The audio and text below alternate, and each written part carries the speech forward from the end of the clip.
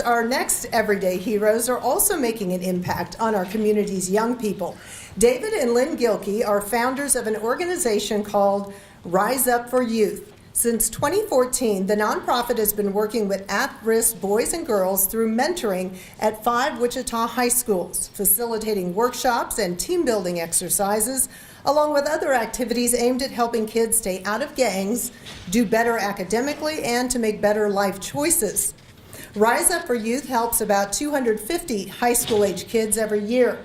And with the help of private donations and grants from the Downing and Koch Foundations, the United Way, and USD 259, the Gilkeys hope to expand that number and to eventually be in all 9 public high schools in 2020.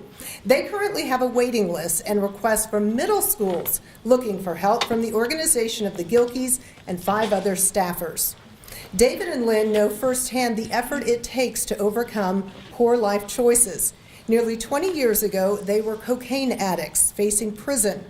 Now substance-free for 18 years, they are laser-focused on Rise Up's mission to inspire and motivate the next generation to unlock their full potential through education, mentoring, and empowerment.